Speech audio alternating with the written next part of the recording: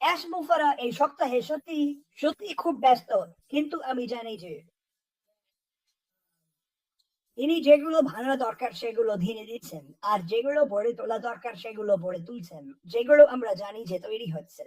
প্রতিদিন অনেকেই জিজ্ঞেস করেন অ্যাশ কোথায়, তিনি কবে কথা বলবেন, আর আমি একই উত্তর দিই, যখন অ্যাশ প্রস্তুত হবেন তখন তিনি সামনে আসবেন এবং আমাদের সবাইকে চমকে দেবেন।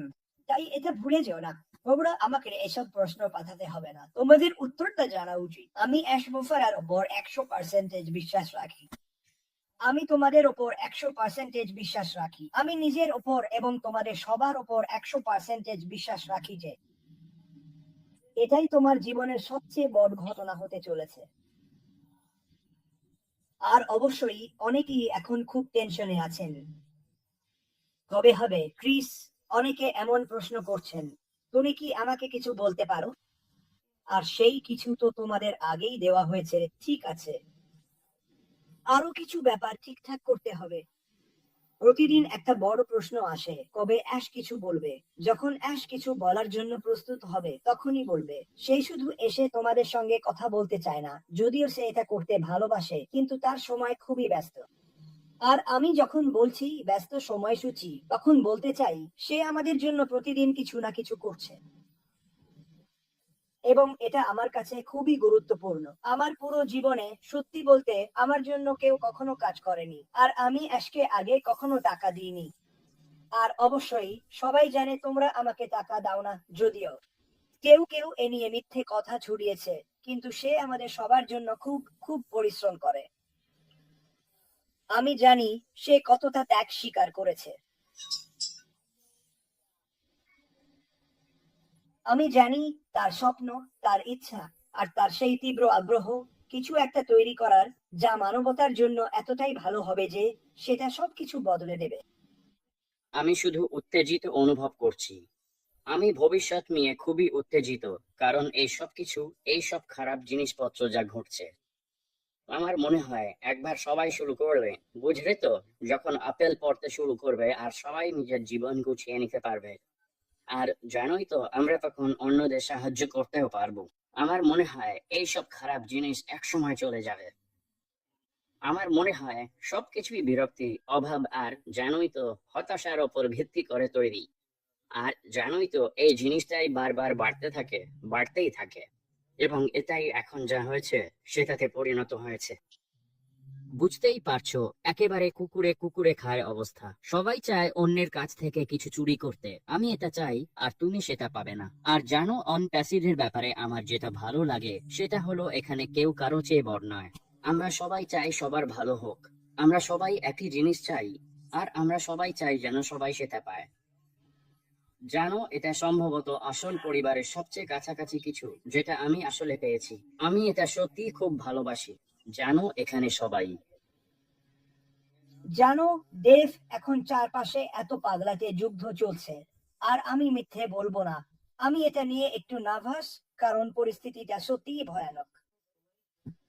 কিন্তু আমি সত্যিই ভাবি তোমার আর আমার মতো যারা ওখানে আছে, সেই সাধারণ মানুষদের কথা যারা শুধু চেষ্টা করছে, জানো, নিজের পরিবারকে বড় করা, ভালো কিছু করা, এই চেষ্টাই তো। আর সব সময় থাকে এই অন্ধকার মেঘগুলো এখন ওই দেশগুলোর ওপর ঝুলে আছে। আর সত্যি বলতে কেউই ঠিক বোঝে না কেন বা। আমি আগে বলতাম, জানো, বুড়ো লোকেরা যুদ্ধ শুরু করে তরুণরা আর নারীরা তাতে মারা যায়, কিন্তু এখন তো সবকিছু পাগলাটে হয়ে গেছে। মানুষ যুদ্ধ শুরু করে আর নিরীহ মানুষ, পরিবারগুলো তাতে মারা যাচ্ছে। আমি এই কোম্পানিটাকে দেখি একসাথে আসার একটা উপায় হিসেবে। সব জায়গা থেকে আমাদের গাজা, ইসরায়েলে ভাই বোন আছে, ইরান, ইরাক, এই পৃথিবীর প্রতিটা দেশে আমাদের মানুষ আছে। আর তাদের অনেকেই আমাকে মেসেজ পাঠায়, কতটা ভয় পায় তারা সেটা জানিয়ে।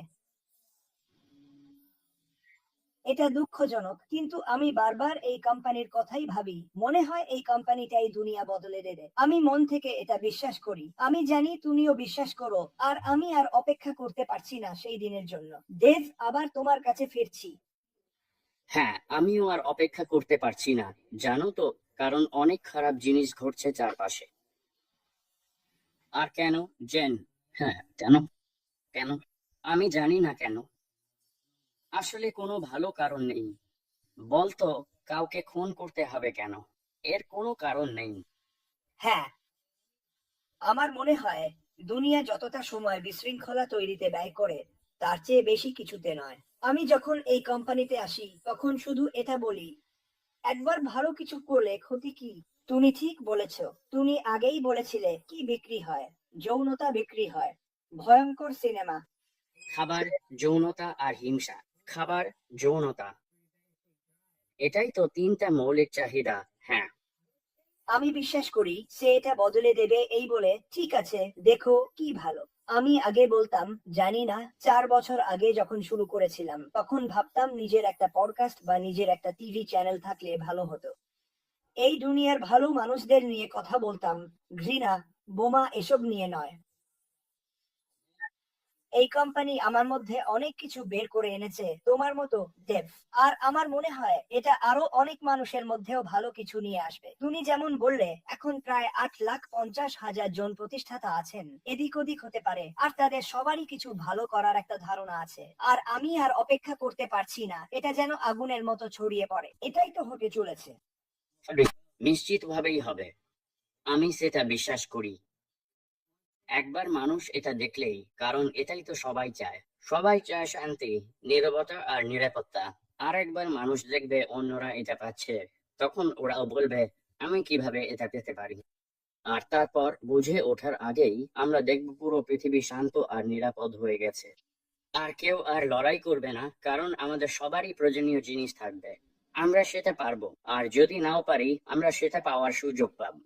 অথবা, জানো তো, মানে আমি মনে করি এই ক্ষেত্রে এটা কোনো ব্যবসা নয় যেটার জন্য আমরা খুঁজছি। আমি মনে করি আমরা অ্যাশই বিনিয়োগ করছি। আমার মনে হয় আমরা সবাই আমাদের গাড়ি অ্যাশের সঙ্গে জুড়ে দিচ্ছি। তাই যেভাবেই হোক না কেন, আমার বিশ্বাস আমরা সবাই ঠিকই থাকবো। তুমি জানো, আমি নিজেকে টেকনোসর বলি। সবকিছুই, এই প্রযুক্তির ব্যাপারগুলো আমার আওতার বাইরে। আমি মনে করি আমার টেকনিক্যাল দক্ষতা পঙ্গে গিয়ে থেমে গেছে। আমি নিজেকে টেকনোসর বলি।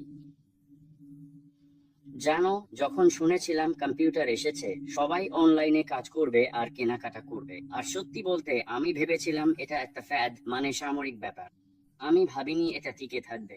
আমি কল্পনাও করতে পারিনি বা মাথায় আনতে পারিনি এটা কিভাবে চলবে। আর আমি কখনো এটা শেখার চেষ্টাও করিনি। তাই, জানো, আমার ছেলে, সে 10 বছর বয়সী, সে কম্পিউটারে এমন ভাবে কাজ করে আমাকে একেবারে বানর বানিয়ে দেয়। কিন্তু যাই হোক, আসছিল যার কথা আমি শুনতে শুরু করলাম, সে আমাকে সফল হতে জোর করলো। আসলে এটা দারুণ, কারণ আমার সেটা দরকার ছিল। কিন্তু তার চেয়েও গভীরে আমি তার চোখের দিকে তাকালাম। আমি তার হৃদয় দেখলাম। আমি তার চোখের পেছনে চিন্তার চাকা ঘুরতে দেখলাম। আমি দেখলাম আর শুনলাম তার লক্ষ্য আর মিশন কি ছিল। এবং এটা আমাকে বদলে দিল। কারণ অনেকের মতো আমি এসেছিলাম টাকার জন্য। কি হলো? আমি একটা পরিবার খুঁজে পেলাম। আর তুমি জানো কি? আমি শিখেছি জীবনে টাকার চেয়েও অনেক কিছু আছে। ভ্রমণ, গাড়ি, তুমি জানো, গয়নারও দরকার নেই। তুমি জানো, ওইসব বাজে জিনিসেরও দরকার নেই। তুমি জানো আসলে ব্যাপারটা কি? এটা হলো একজন আরেকজনকে সাহায্য করা, আমাদের পরিবারকে সাহায্য করা। কারণ আমরা সবাই একসাথে, সবাই এই ছোট গ্রহে আটকে, সবাই এক বিশাল পরিবার। আমাদের একসাথে চলতে হবে। সব কিন্তু এইসবের পর আমি অনেকগুলো পজিশন কিনতে শুরু করলাম, কারণ আমি অস্বাভাবিকভাবে ধনী হতে চাই বলে নয়, বা অন্য কিছু নয়। আমি একজন হিসাবরক্ষকের সঙ্গে কথা বললাম এবং জানলাম আমার অবসরকালীন টাকাটা কত হবে। তাই আমি বললাম, তোমার কাপ ভরো। আমি আমার কাপ ভরবো। আমি কিছু জিনিস জমা রাখবো যাতে আমি নিজের জন্য একটা আয় তৈরি করতে পারি। তারপর আমি একাধিক পজিশন কিনলাম। আমি অনেক পজিশন কিনেছি, কিন্তু সেগুলো সবই যাবে একটি ফ্যামিলি ট্রাস্ট এবং একটি ফাউন্ডেশনে। আমি এর থেকে চালানোর জন্য কয়েকটা আলাদা ব্যবসা রেখেছি। কিন্তু হ্যাঁ, প্যাট প্যারেন্ট আর আমি বেশ ভালো বন্ধু, আর আমরা অনেক দিন ধরে একসাথে কাজ করছি। আর আমার নোটবুকটা আছে। আমি জানি না তুমি দেখতে পারছো কিনা, কিন্তু ওই সব কিছু, এগুলো সব আলাদা আলাদা আইডিয়া আর জিনিস। এই নোটবুকে আমি কাজ করছি, আমরা অনেক কিছু করতে যাচ্ছি। তুমি জানো, আমি দেখেছি অ্যাশ কি করতে চায়। ও চায় মানুষকে সাহায্য করতে, আর আমিও মানুষকে সাহায্য করতে চাই। আমার মনে হয় আমার হৃদয়টা বেশ বড়। আর অ্যাশ বলেছিল আরো বড় স্বপ্ন দেখো, তাই আমি আরো বড় স্বপ্ন দেখতে শুরু করলাম। তারপর সে বলল, তোমার স্বপ্নগুলো যথেষ্ট বড় নয়। তাই গত কয়েক বছরে আমি অনেক সমস্যার জন্য একটা বৈশ্বিক সমাধান তৈরি করেছি। আর সবচেয়ে রোমাঞ্চকর ব্যাপার হলো, আমার বেশ কিছু প্রকল্প ইতিমধ্যেই এমন কিছু মানুষের হাতে চলে গেছে যাদের আমি চিনি না। ওগুলো আমার আইডিয়া নয়, তারা স্বাধীনভাবে আমার মতো একই আইডিয়া নিয়ে এসেছে, আর তারা সেটা নিয়ে এগিয়ে যাচ্ছে। তাই এর কিছু অংশ বাদ যাবে, যাতে আরো নতুন কিছু রাখার জায়গা হবে। তাই আমরা সব ধরনের কাজ করতে পারবো। হ্যাঁ, আচ্ছা। তুমি জানো, কিন্তু আসলে এত কিছুর পরেও, সবকিছু চড়ার মাঝেও, সত্যি বলতে আমি বারবার ভুলে যাই আমরা একটা ব্যবসায় আছি। আমার মনে হয় আমরা শুধু একটা পরিবার, যারা সব সময় একসাথে হয় আর আড্ডা দেয়। তুমি জানো, অনেক কিছু চলছে, জানো, পর্দার আড়ালে আমরা জানি। অ্যাশ, সে যেন সেই হ্যামস্টার চাকার ওপর দৌড়ানো হ্যামস্টারের মতো, তার পা চলছেই চলছেই চলছেই, কিন্তু আমরা শুধু হাঁসের মতো উপরের অংশটাই দেখি। আমরা শুধু জলের ওপরে যা আছে সেটাই দেখি, যখন তার পা নিচে চলছে। তুমি জানো, আমি অ্যাশের জন্য খুব কৃতজ্ঞ। তুমি জানো, ওই মানুষটা কখনোই হার মানার লোক নয়। সে কখনোই হাল ছাড়বে না, আর আমাদেরও কখনো হতাশ করবে না। এটা আমি আমার হৃদয়ের গভীর থেকে বিশ্বাস করি। আর তুমি জানো, এটা আমাকে দারুণ উত্তেজনায় ভরিয়ে দেয়। তুমি জানো, অনফ্যাসে আমরা যা কিছু পেয়েছি তাতে আমি একেবারে অভিভূত হয়ে গিয়েছিলাম। মানে আমি কখনোই এক জায়গায়, এক সাইটে, এক প্ল্যাটফর্মে এত কিছু একসাথে দেখিনি, কখনোই না। আর এখন সে আমাদের বলছে এটা আরো বড় হবে, আরো ভালো হবে। আসলে আমার মাথা তো একেবারে উড়ে গেল, ঘুরে গেল, আর আবার কাঁধে এসে পড়লো। আমি জানি না কি হচ্ছে।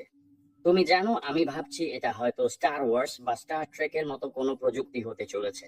আমি মনে করি আমরা সেরা হাতে এবং সেরা বাসে আছি এই সফরের জন্য।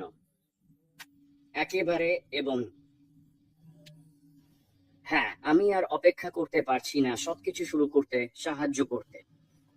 আমাদের প্রকৃতি একদম একই। হয়তো আমাদের বিশ্বাস আলাদা হতে পারে, অথবা চাওয়া পাওয়া আলাদা হতে পারে, কিন্তু আমি বিশ্বাস করি সবাই শুধু শান্তিপূর্ণ, সফল জীবন চায়। আর আমি পারতাম না, পারবো না, কিন্তু আমি এখনই হাজার হাজার মানুষের নাম বলতে পারি যারা আগামী দিনের খাবারের জন্য অপেক্ষা করছে। তারা জানে না কোথা থেকে সেটা পাবে। আমি প্রতিদিন ওইসব মানুষের জন্য প্রার্থনা করি, কিন্তু আমি এটাও জানি এই কোম্পানি এটা বদলে দেবে। কবে সেটা হবে আমি সেটা নিয়ে 100 ভাগ নিশ্চিত নই, কারণ আমি অপেক্ষা করছি আমার ভাই অ্যাশ প্রস্তুত হলে সামনে আসবে। কিন্তু যত তাড়াতাড়ি সেটা প্রস্তুত হবে, এখনই হবে। যত তাড়াতাড়ি এটা প্রস্তুত হবে। সবাই শুধু ইতিবাচক থাকো, চিন্তা করো না।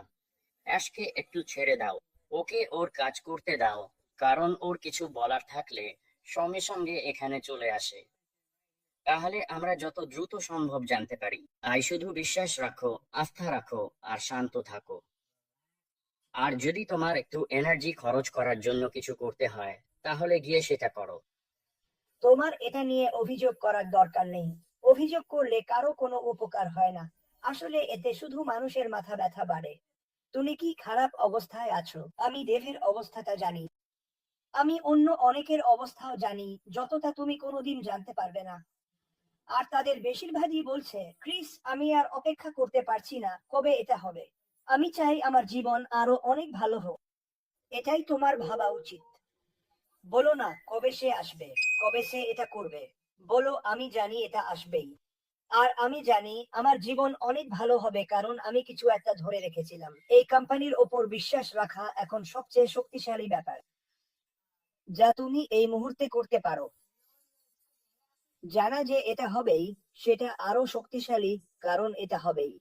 কবে হবে সেটা নিশ্চিত নই। আমার মনে হয় আমরা হয়তো আগামী কয়েক সপ্তাহের মধ্যে অ্যাশকে দেখতে পারি। আমি জানি না সে আজকেও হাজির হতে পারে, আমি সেটা জানি না, কিন্তু যখন সে আসবে তখন প্রস্তুত থাকো। ঠিক আছে, কিন্তু ইতিবাচক থেকো। আমি দেখছি অনেকেই আবার অন্য জিনিসে জড়িয়ে পড়ছে, আর ওরা আমাকে সেটা পাঠায়। আমি বলি, শোনো, চকচকে জিনিস তো চকচকেই হয়। তুমি জানো এই কোম্পানিটা কি নিয়ে কাজ করে? এখানে কেউ তোমার পকেট থেকে প্রতি সপ্তাহে বা প্রতি মাসে টাকা টেনে নিচ্ছে না। সে আমাদের সবার জন্য একটা স্বপ্ন গড়ে তুলছে। আর আমি আবারও বলছি, আমি এর জন্য কৃতজ্ঞ। এটা কি এখনো হয়েছে? আমার মনে হয় এটা অনেক আগেই হয়ে গেছে মানুষের মনোভাবের মধ্যে, যেখানে মানুষ মানুষকে সাহায্য করতে চায়। আমি এটা ডেভের মধ্যেও দেখি। ডেভ, শোনো, আমি সৎভাবে বলছি, আমি যখন প্রথম ডেভের সঙ্গে দেখা করি তখন সে একটু হতাশ ছিল, সে একটু খিটখিটে ছিল। আর যেমনটা সে নিজেই বলেছে, পরে সে বুঝতে পেরেছিল আসলে এটা কি নিয়ে, আর সে পুরোপুরি এতে ঝাঁপিয়ে পড়েছিল। তাই সবসময় ইতিবাচক থাকো। ডেভ, এখানে আসার জন্য ধন্যবাদ।